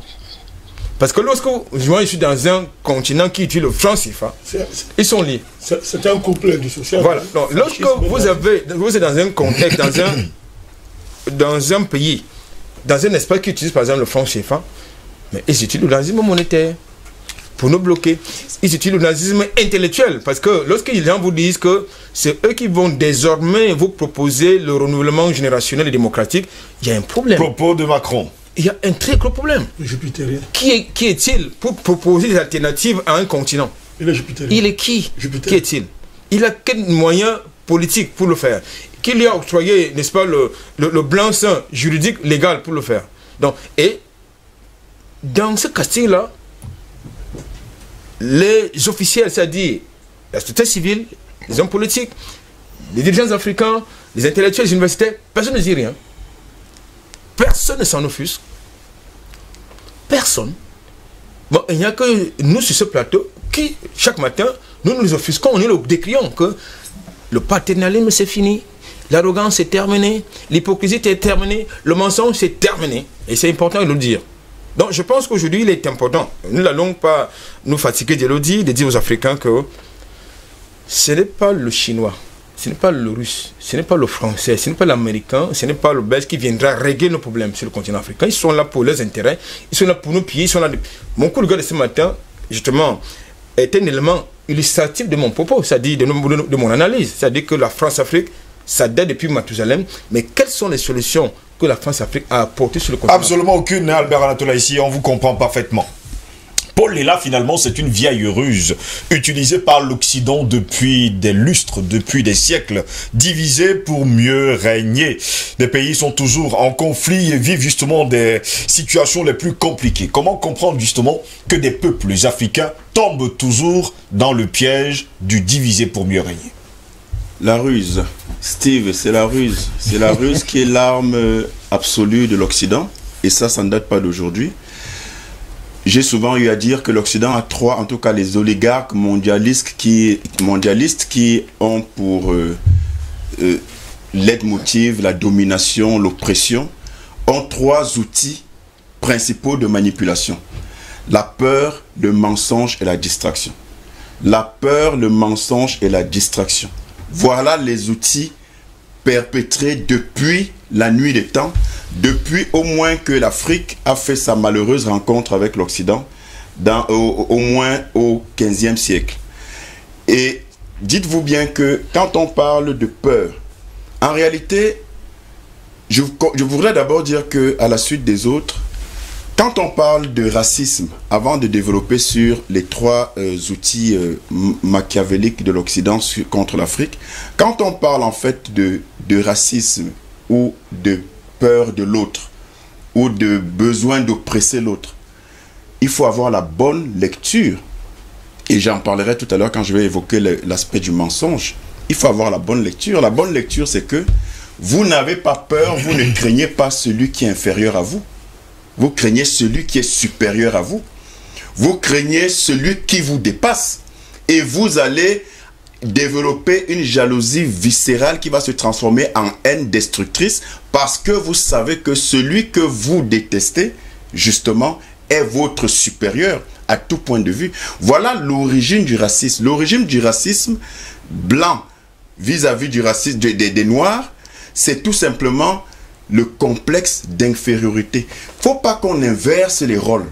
Le blanc, par sa maîtrise et par j'ai envie de dire, sa culture de mensonge, a laissé croire les choses à l'inverse. Il faut bien regarder que l'Occident est coutumier du fait, coutumier de ce que il inverse la réalité pour qu'on lise à l'envers et qu'en réalité, on se rende compte d'une chose plutôt que de son contraire. Donc, le complexe d'infériorité ici, ce n'est pas le noir qui a un complexe d'infériorité. C'est le blanc qui a un complexe d'infériorité parce que justement, précisément, il est plus au courant et c'est ça le cœur en fait de la problématique. Le blanc nous connaît mieux que nous-mêmes pour nous avoir rencontrés, pour nous avoir pillés à l'origine. Piller pas seulement les richesses, depuis l'Égypte antique noire, depuis l'Afrique, depuis les connaissances et toutes les sciences qui ont été puisées en Afrique. L'Afrique, c'est la mère de toutes les sciences. L'Afrique n'est pas seulement la fille aînée de l'humanité. L'Afrique, c'est l'origine de toutes les connaissances, de toutes les sciences, de tous les savoirs. Et donc, l'Occident est très bien placé pour savoir ce que vaut l'Africain. Et pour justement développer depuis des millénaires ce complexe permanent et perpétuel d'infériorité vis-à-vis de l'Africain. L'Africain est le seul à ne pas se rendre compte de sa valeur. Mais l'Occident connaît bien la valeur de l'Africain et c'est pourquoi l'Occident, depuis sa rencontre avec l'Africain, a développé et continue de développer ce complexe d'infériorité qui fait qu'il développe une méchanceté gratuite, permanente, perpétuelle, parce qu'il n'a pas d'autre ressort que ceux de la violence, de la destruction, de la manipulation et la division. Quand j'ai dit ça, je vous rappelle que j'ai commencé en disant la peur, le mensonge et la distraction. Voilà les 3 armes fatales que l'Occident utilise de façon perpétuelle sur l'Afrique depuis la malheureuse rencontre entre ces 2 peuples depuis le XVe siècle au plus tôt. Alors, la peur. La peur, c'est quoi? Le président Banakan, il a dit, les armes, la guerre, les maladies. On vous parle d'Ebola, on vous parle du sida, on vous parle aujourd'hui du Covid. La peur est l'instrument de manipulation par excellence. Faites peur à quelqu'un et dites-lui, écoutez, et regardez, quand vous avez pris un prisonnier de façon justifiée, non, en tout cas, quand quelqu'un s'est constitué prisonnier, vous êtes capable de lui extorquer toutes sortes d'aveux, même des aveux qui sont imaginaires, parce que vous lui montrez que sa vie est en danger. Et la peur, c'est une arme extraordinaire. Une arme qui est pointée comme ça vers l'Afrique et vers les Africains depuis la rencontre malheureuse entre l'Occident et l'Afrique. La peur a permis à l'Occident de réaliser toutes ces sales besognes en Afrique, en les Africains, mais avec l'actualité. Regardez le Covid. Le Covid aujourd'hui est l'arme absolue pour mener les peuples là où on veut et comme on veut. Restez chez vous, tout le monde est chez lui. Mettez les masques, tout le monde met les masques. n'allez pas dans tel restaurant, ne mangez pas ceci, personne ne mange. Ne vous saluez plus avec la main, on se salue avec le coude. Moi, je ne le fais pas. Je vous crois que vous le savez. Vous me saluez votre coude, dans la main, vous ne voulez pas me saluer, je ne vous salue pas. Parce que voilà comment on embrigade des peuples, voilà comment on embrigade des esprits, voilà comment on façonne, on refaçonne, on redessine le monde par des désidératas macabres, parce que justement, on met en avant la peur et les prétendues sources de ces peurs-là qu'on gobe naïvement et servilement. La violence de l'Occident, j'ai envie de dire, on va m'objecter, me taxer d'essentialiste, mais j'assumerai.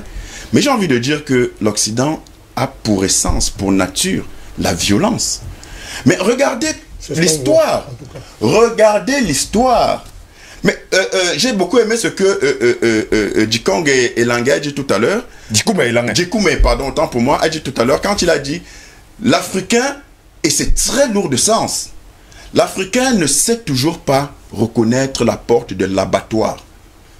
Mais ce n'est pas de la naïveté.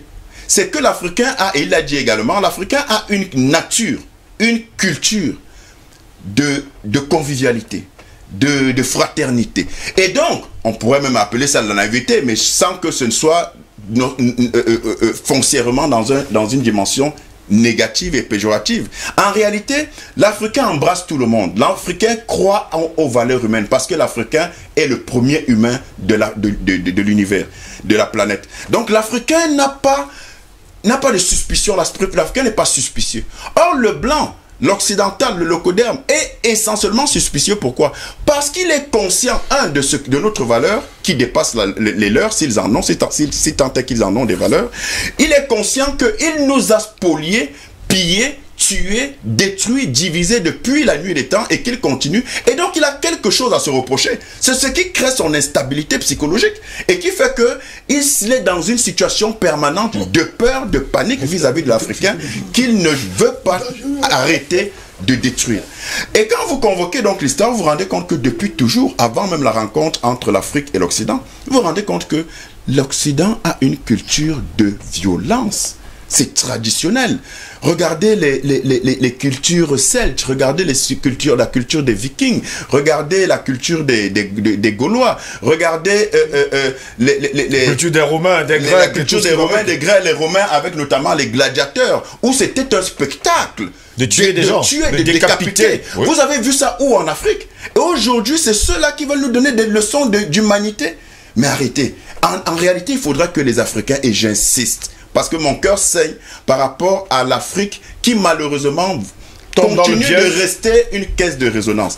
Et donc, j'embraye en disant le mensonge. Le mensonge, c'est ce que j'ai dit tout à l'heure, à savoir que l'Occident fait concevoir l'Africain pour lui-même par le truchement et par le prisme déformant de sa réalité à lui. C'est-à-dire que l'Africain aujourd'hui se lit, s'analyse, se comprend par le miroir que l'Occident lui a donné. C'est-à-dire qu'on passe par l'Occident, ou par l'occidental, ou par le blanc, ou par la culture importée, pour nous analyser et pour nous dire ce qui est bon pour nous. D'où vient-il que l'Africain doit se laisser dicter ce qui est bon pour lui, ce qui n'est pas bon pour lui? Que ce soit économiquement, culturellement, politiquement, il y a un problème.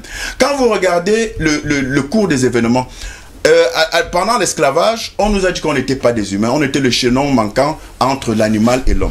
On nous a dit qu'on n'avait pas d'âme. On nous a dit que tous nos objets culturels et spirituels et traditionnels n'étaient que sorcellerie. Et on a intégré ça et l'Africain accepte que la sorcellerie est africaine. Mais il y a un problème. Ne nous lisons pas dans le regard de l'Occident qu'il nous définit parce que lui, il est menteur par excellence. Après, on nous a dit pour vous coloniser, en réalité, on ne vous colonise pas pour vous piller. On vous colonise pour vous civiliser. Aujourd'hui, l'Africain qui vit une vie authentique de villageois réels, de villageois, c'est devenu péjoratif. Villageois, maintenant, c'est une insulte. Et quand tu ne sais pas parler français, on rigole. Quand tu ne parles pas bien anglais, on rigole. Quand tu dis j'étais passé mes vacances à Bafout ou à Babouantou ou à je ne sais pas quel village d'Afrique, du Mali, de Côte d'Ivoire, de tout. c'est une honte. On dit, il passe ses vacances dans le village. Regardez, les Africains ne vont plus au village. Pourquoi? Prétendument parce qu'il y aurait une sorcellerie qui serait africaine. Alors que la sorcellerie, je l'ai démontré ici, est un mythe qui sort d'un roman du XIIe siècle qui s'appelait le roman d'Énéas. Donc, nos pouvoirs aujourd'hui, on a traité ça de la sorcellerie et on assume, on applaudit, on dit oui, c'est de la sorcellerie. Ce qui est bien vient de l'extérieur, de l'Occident, ce qui est mauvais vient de l'Afrique. Il y a un problème, il faut que l'Africain se départisse du mensonge qu'on a inculqué en lui et qui fait que lui-même se voit par les yeux tronqués que l'Occident veut lui imposer. Et enfin, il y a la distraction.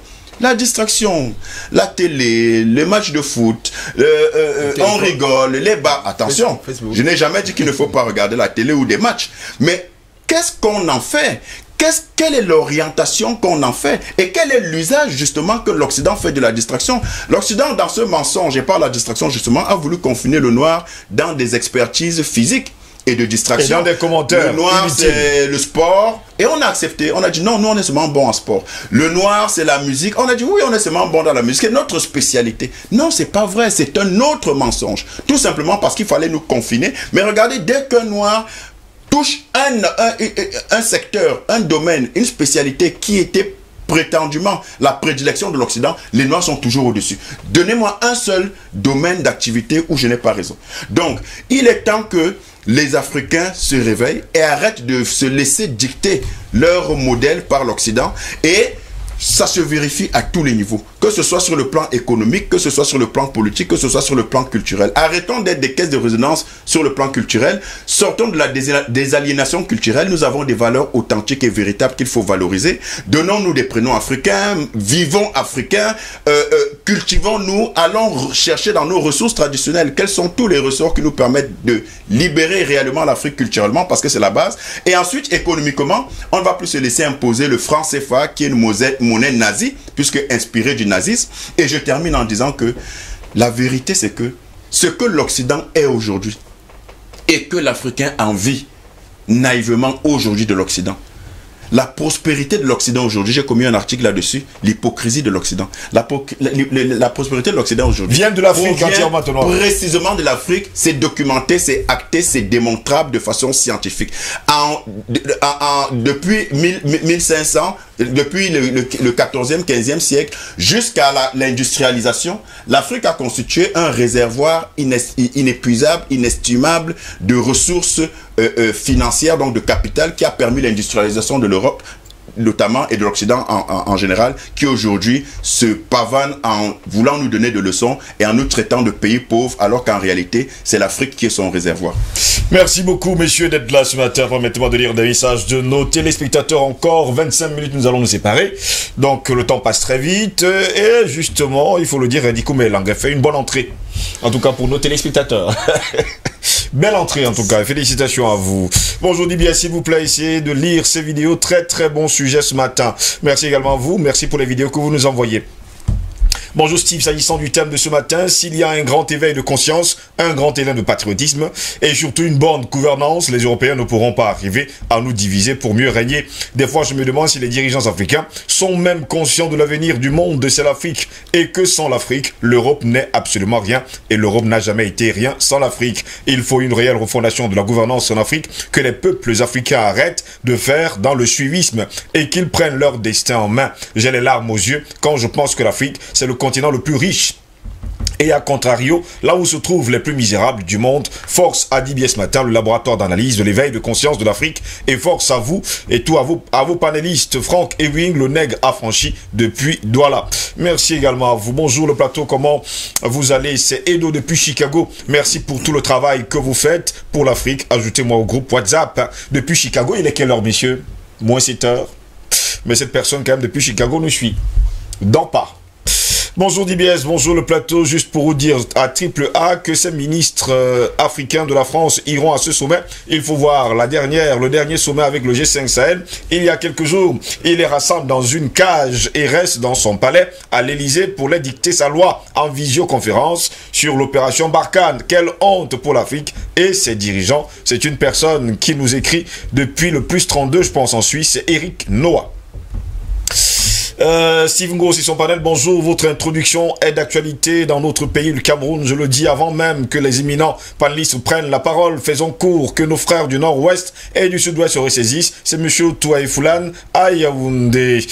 Bonjour DBS Matin et les panélistes, mes félicitations pour la chaîne pour éveiller les Africains. La chanson de Bob Marley, Africa Unite. Les Africains doivent s'unir et ne pas copier la politique de l'Occident qui n'est pas adaptée à nos cultures, traditions et coutumes. Il faut une démocratie à l'africaine. C'est Amadou Kidé qui nous écrit depuis Nouakchott en Mauritanie ce matin. Bonjour Steve, c'est le signe de leur échec et de la réussite de ce long combat que tous les panafricanistes livrent au quotidien pour nous éduquer. La lutte continue et beaucoup de courage à vous. Nous sommes là et prêts. Il faut qu'ils sachent que nous sommes éveillés et la guerre est lancée. Nous n'avons plus peur d'eux. C'est Amazine de Bounamoussadi. Nous ne sommes plus dupes et bravo à tous pour le combat. Merci également à vous. Bonjour Steve, bonjour président Badakani. Tu es le seul qui aide les Africains à mieux comprendre que ce qui se passe en Afrique est vrai. Il y a certains Africains qui veulent vendre leurs frères pour l'argent et le pouvoir. Voilà, dans les réseaux sociaux, il se dit après le président, c'est lui qui gouverne le pays, toujours dans tous les pays africains. Il y a un qui écoute les Occidentaux et détruit les bas peuples. Le bas peuple, restons unis, respectons notre nation et nos biens. C'est Adia depuis Douala. Merci également à vous Adia de nous avoir écrit ce matin. Bonjour DBS, je me demande de quoi ont peur ces gens qui perturbent la retransmission en direct de notre déjeuner intellectuel. Les médias occidentaux nous bourrent le cerveau avec leur info sans fondement. Je demande à l'Union africaine et aux hommes d'affaires qui tiennent encore le drapeau panafricain de Marcus Garvey de réactiver notre chère Radio Africa numéro 1, l'entreprise Air Afrique, et de créer de nouveaux postes radio et télévision à large onde dans chaque sous-région africaine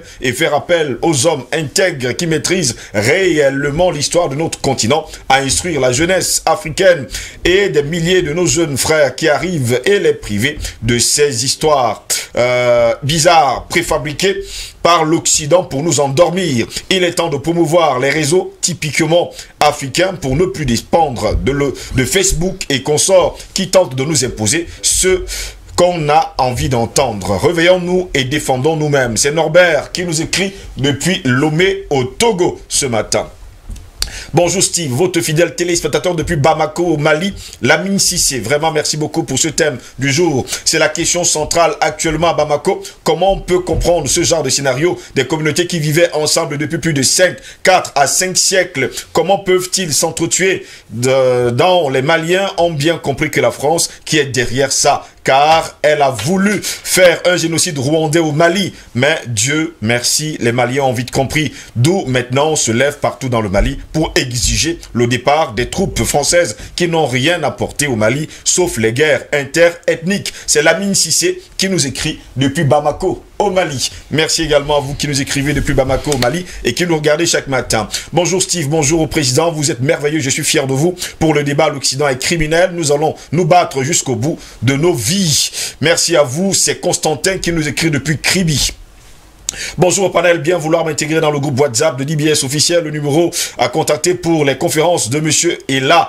Et pour cette guerre, pour la vie dans l'absolu en Afrique, je veux seulement être le porteur de sac du capitaine Bandakani numéro 10 et du reste de l'équipe. La victoire sera nôtre. Et merci pour ce combat digne et noble des leaders africains et panafricains que vous êtes. C'est lui, ma mère, qui nous a écrit également ce matin. Vous serez le porteur de sac, ne vous inquiétez pas. Le 27 février, il vous donnera le numéro dans un instant. Si c'est ce que vous en tout cas faire. Hein. Bonjour Monsieur Ngos et à tous vos panélistes. Je pense qu'il faut absolument que ceux qui insistent que le problème vient de nos chefs d'État regardent votre émission. Je prends toujours l'exemple de la gestion de la crise du Tigré par le Premier ministre, M. Abiy Ahmed. Il a interdit la zone à toute la communauté internationale. Résultat des courses, on n'entend plus trop parler de ce conflit et cette communauté internationale se plaint dans tous les médias mainstream qu'on lui bloque l'accès à l'humanité. Au Cameroun, nous faisons la une de tous les journaux lorsque Human Rights Watch était encore influent au Nozo. Depuis, tout est calme et on a même pu jouer le Chan là-bas. Oui, M. Ngos, qui veut voir, voit et qui veut entendre, entendre. On les a démasqués, vous êtes le meilleur. Merci également à vous, c'est Moto qui nous écrit depuis la Suisse ce matin. Allons-y toujours avec les messages. Bonjour Steve, bonjour à tout le panel. Je suis Bertrand depuis Munich, en Allemagne. Je vous suis tous les jours. Je vous félicite pour le travail énorme de sensibilisation que vous faites. S'il vous plaît, intégrez-moi dans le groupe WhatsApp. Merci également à vous qui nous regardez depuis l'Allemagne. Bonjour à tous sur le plateau de DBS. J'aime beaucoup votre émission DBS Matin. Que l'Éternel vous accompagne dans cette mission divine qui est l'éveil des consciences africaines. C'est Paulin qui nous écrit depuis Yaoundé. Bonjour, bien le bonjour à vous, monsieur Steve Ngos, et à tous tes prestigieux invités et techniciens de DBS Matinal, fiers de vous suivre tous les jours et longue vie à cette merveilleuse émission. Mon président Bandakani, vous êtes le style de dirigeant dont l'Afrique a besoin actuellement pour charger la donne, et je crois que l'Afrique sera debout. Pour le cas actuel, c'est impossible avec les sous-préfets de salon français qui sont à la tête de nos États pour le moment. Très bonne journée à vous. C'était Rigobert Godin, vive DBS Matinal. Merci également à vous.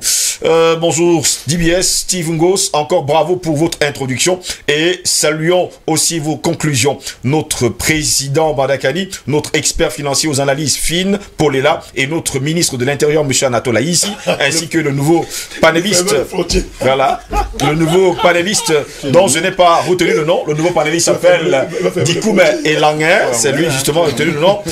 J'espère qu'il m'en excusera. Il est 18h ici et non, voilà. Justement, il est 18h ici et non 2 ou 3 heures du matin pour rectifier mon frère Paulela. Mais je comprends, vu, apparemment c'est quoi mais qui nous écrit, hein, voilà, je comprends vu le nombre de messages qu'il doit recevoir. Merci pour le clin d'œil. Un petit mot suite à la conférence de presse de Micron à l'issue du G5 Sahel. L'intégralité du discours vide, par ailleurs, confirme des analyses développées chaque jour sur ce plateau du vide qui n'est plein que de la mauvaise odeur du mensonge et de l'hypocrisie. Il n'a pour preuve pas pu faire l'économie d'évoquer les sons de cloches divergents en essayant de ridiculiser les actions comme celles développées par les panafricains. Des sons qui doivent cogner la tête et l'empêcher de dormir tellement ça le dérange. Sinon, il n'en aurait même pas parlé. Un commentaire pour dire que oui, le combat avance et se manifeste à leurs yeux de plus en plus clairement. Gardons le cap avec courage. Humble salutation, c'est Kwame qui nous écrit depuis la Nouvelle-Calédonie où il est 18h. Et non pas 2h ou 3h du matin. Il a rectifié pour le faire savoir. J'avais inversé le décalage. Bonjour DBS. Voilà.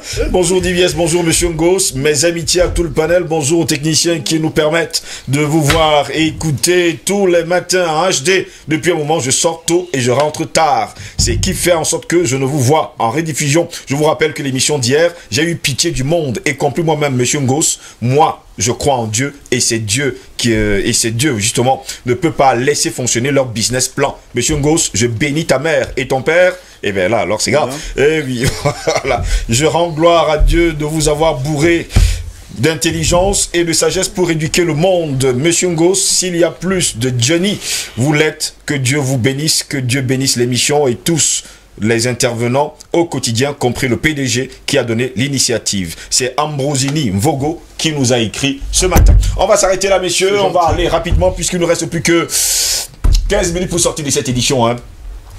Président Bandakani, sortons justement, on parle toujours diviser pour mieux régner. Le thème de ce matin était d'ailleurs très clair. Fascisme de l'Occident, diviser, affaiblir, détruire l'Afrique pour mieux régner et surtout dominer. Que faut-il faire maintenant, aujourd'hui?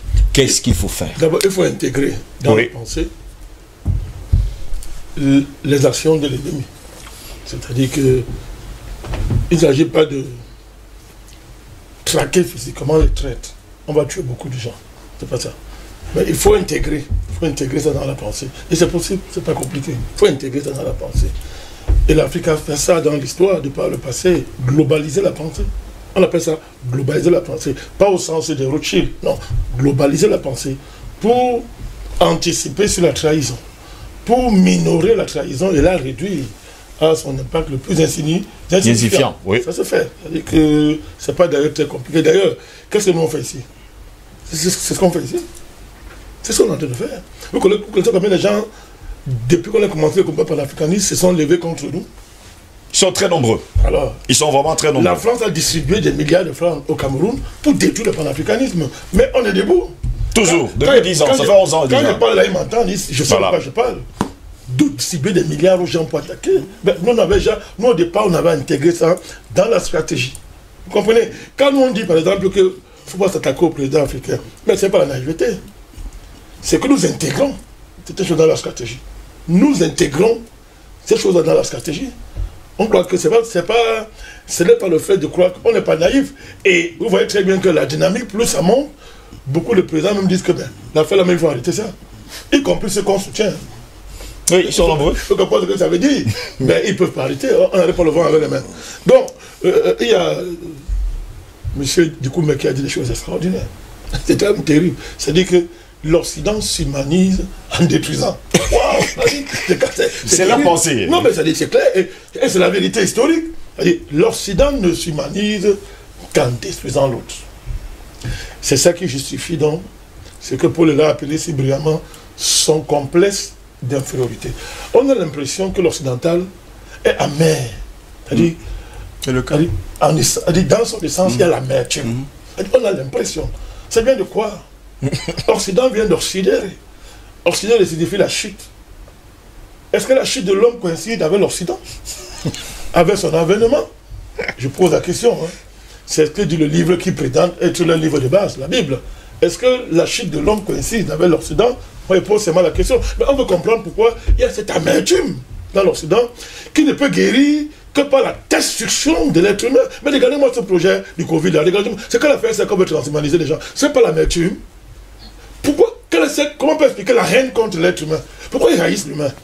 Alors qu'ils ont des formes humaines. Et ça nous amène à comprendre pourquoi il faut faire la distinction entre la forme et le fond. Les gens qui ont la station humaine ne sont pas forcément les êtres humains. Oui. Parce qu'à l'intérieur, il y a un problème. Parce que si l'amertume est en toi, ben, tu veux transhumaniser les gens. Tu veux détruire les gens. Toute l'histoire, cette affaire, cet océan de sang là, qu'on fait que verser tous les jours. Mais pourquoi il ne se calme pas? Pourquoi ça ne l'apaise pas? Ben, il faut qu'il s'apaise parce qu'il va se détruire. Il est déjà détruit. Quand vous accumulez le sang, ça se retourne contre vous. C'est une loi de la nature. C'est une loi naturelle. Quand vous versez le sang, ça s'accumule contre vous. Monsieur, plus que 9 minutes. Donc, je termine rapidement en disant ceci. C'est une information. Je ne termine pas ça. Vous me permettez, non? Je vous... Voilà. Permission accordée. C'est un peu hors sujet. Apparemment, De Gaulle disait toujours accordé. Bon, allons-y. Vous me refusez? Je vous l'accorde, allons-y.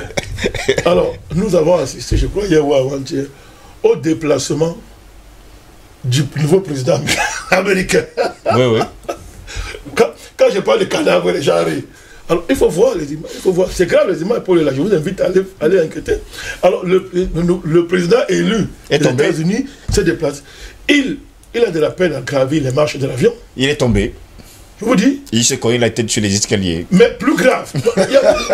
Bon, ça, on peut dire que ça peut arriver. Ça peut arriver. On est humain. C'est eux qui se moquent tout le temps des présidents africains, vieux. Et les Africains qui aiment rire sur la vieillesse des présidents africains, c'est bizarre, ils sont silencieux sur ce genre de choses. Bon, moi, je ne moque pas de lui. C'est pas ça qui est grave. C'est indulgent. Oui, c'est indulgent. C'est pas ça qui est grave. Ce qui est grave, c'est que vieille voiture noire, un protocole au rabais, pas de tapis rouge, ben, il y a un problème, monsieur. Ben, je suis sûr que dans les rôles de la diplomatie mondiale, on sait que ce gars-là n'est pas président. Je vous dis que les présidents savent que ce gars-là n'est pas président, mais ce sont les présidents américains, il y a un problème. Alors, soit la main américaine est en train de se moquer de le ridiculiser, mais il faut voir, mais il n'y a rien. Il n'y avait rien. Je dis, vieille voiture, protection minimale, pas de tapis rouge. Mais, monsieur Ngoz, ceux qui rêvent là, vous allez déchanter. Nous, on vous a dit ici, ce projet que les gens ont, de nous détruire, ce projet-là, ça ne passera pas. Au moins, sa chute restera gravée dans les mémoires et dans les bêtisiers. Bon, tu veux dire que le fait de cogner la tête et de tomber, ça annonce quelque chose qui arrive. Allez savoir. Non, moi je crois à ça. Nous avons passé le temps à dire ici que ceux qui veulent détruire l'humanité seront détruits. Y compris ces présidents africains qui fanfaronnent avec les vaccins. Messieurs, merci. Et on sera avec vous, Dikoumé Elanguet. En 1 minute, qu'est-ce qu'on fait maintenant quand on sait pertinemment que l'Occident, dans son essence, c'est tout simplement un complexe d'infériorité et nous devons faire le nécessaire pour ne plus être divisés. Oui, je pense que le projet panafricain et l'autonomie de l'Afrique et sa souveraineté sont les clés.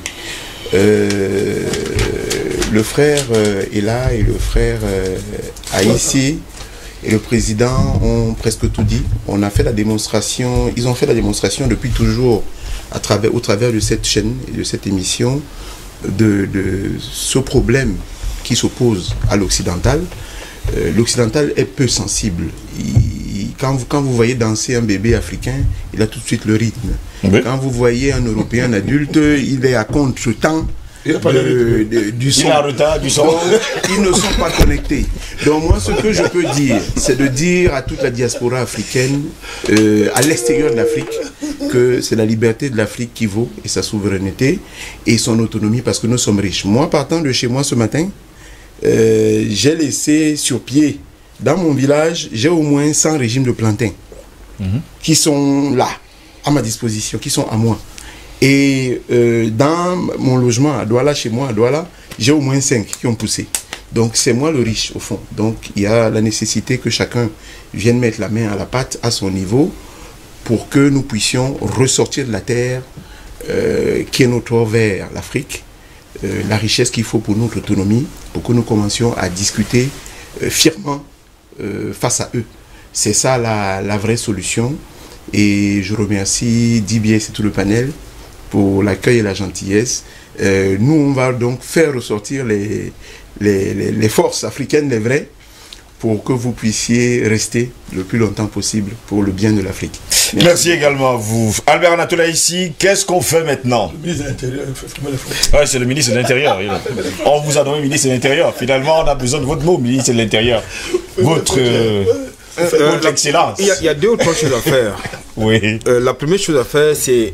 Il y a un discours, et c'est le discours qui a commencé au Rwanda, où il y a une cité de Ni qui prétendait que c'est l'autre ne peut pas venir au pouvoir, Il faut donc qu'on évite ce discours où tel ennemi n'aura jamais le pouvoir. Parce que c'est votre discours qu'ils affectionnent. C'est-à-dire quand vous dites ça, eh bien ils alimentent le feu. Et ça explose. Pour la suite, venez jouer les pompiers. La seconde chose qu'il faut comprendre, c'est que ils ne sont rien, ils ne valent rien du tout. C'est-à-dire le complexe d'infériorité, parce que je le constate, c'est-à-dire que lorsque un blanc est face à un noir, en tout cas c'était une catégorie de noirs, parce que pas moi en tout cas on ne peut pas être très complexé devant le collègue, eh bien tout de suite, je sais pas, il perd les moyens. C'est-à-dire même s'il est plus intelligent que celui-là, il perd tous les moyens. Et ils alimentent donc ce poison psychologiquement au sein des entreprises. C'est-à-dire qu'en octroyant des privilèges à certains, ils créent des conflits. C'est cette ambiance qui prévaut notamment dans les multinationales. C'est-à-dire que vous avez, lorsqu'ils veulent créer des conflits entre les frères, ils octroient des privilèges à certains. Et pourquoi? Pour contrôler les autres et les mettre en conflit. C'est très dangereux et c'est très nocif. La troisième chose, et elle est politique celle-là, c'est quoi? C'est qu'aujourd'hui, et j'ai l'habitude de le dire, l'Inde s'est enfermée. La Chine s'est enfermée, même la Russie s'est enfermée. Mais bon sang, pourquoi on ne peut pas fermer nos frontières? Alors, le ministre de l'Intérieur. Donc il faut fermer ces frontières parce qu'en fait, tout ce qui vient de ce côté-là est nocif. Tout à l'heure, M. Dikoumé, justement, a répercuté ici ce que nous avons l'habitude de dire, c'est-à-dire que ceux qui se vendent dans leur centre de distribution, c'est quelques cents, c'est vendu 9 000 francs. C'est avarié. Non seulement c'est avarié. Nous avons fait, justement, lui et moi, avant-hier, un petit tour.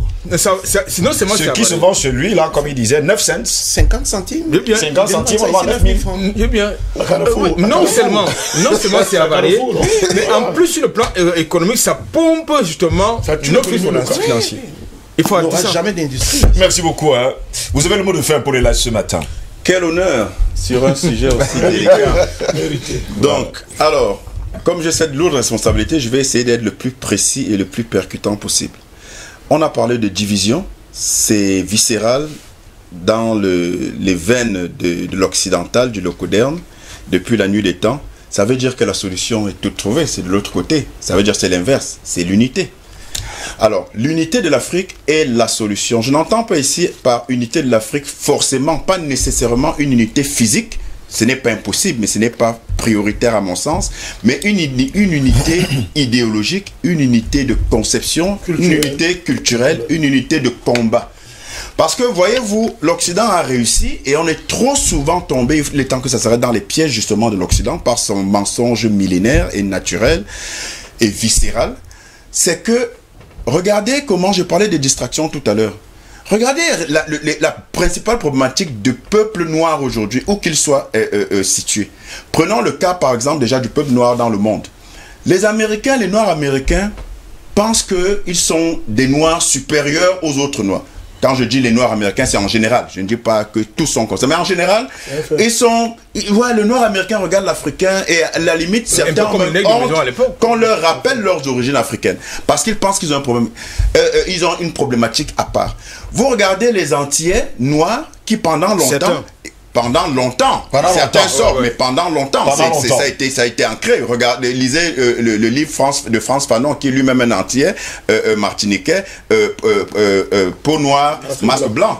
Il le dit lui-même. Donc, il y a un complexe où l'Antillais ne veut pas qu'on se souvienne qu'il sort de l'Afrique parce qu'il se dit être un peu plus proche du blanc et donc de la civilisation dominante et donc il est un peu plus humain que le noir.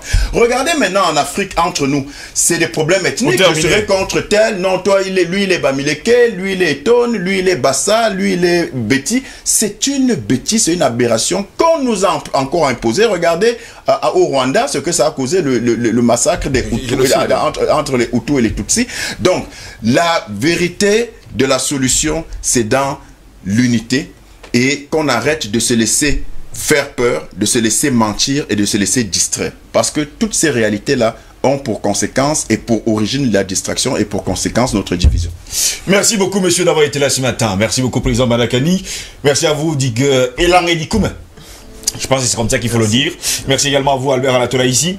Merci à Paulela. On ne va pas également oublier de dire à nos téléspectateurs qu'il y a également une conférence, hein, il faut le dire, organisée le 27 février prochain. Vous n'avez qu'à donner un numéro de téléphone. Le 27 février, la première série, la première édition de la série. Et ce sera tous les samedis. Qui se tiendra tous les samedis sur des thématiques diverses et diversifiées sur un retour en dignité, une renaissance qu'on appelle le tout neveu de l'Afrique, et vous aurez tous les panélistes que vous avez souvent eu à voir ici et que vous continuez de voir sur nos plateaux télé, et l'entrée est libre.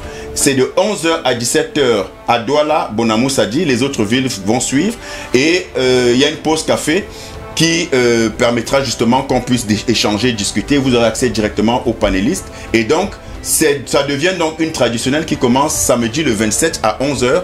Il y a déjà un certain nombre de personnes qui ont commencé à manifester leur intérêt et leur intention de présence.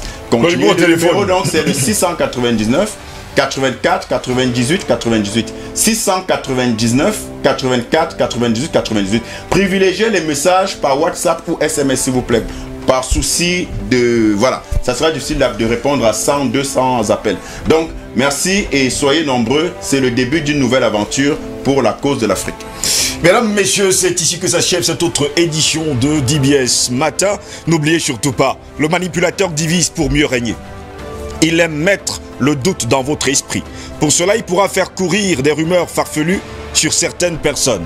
Une autre manière d'asseoir un peu plus son emprise sur ses victimes en les coupant peu à peu des autres. C'est le roi de la mauvaise ambiance. L'air de rien, il sèmera la zizanie en un rien de temps dans une entreprise. N'oubliez surtout pas, la faiblesse de la force, c'est de ne croire qu'à la force. Bonne journée à toutes et à tous, et à demain, s'il plaît à Dieu. Au revoir.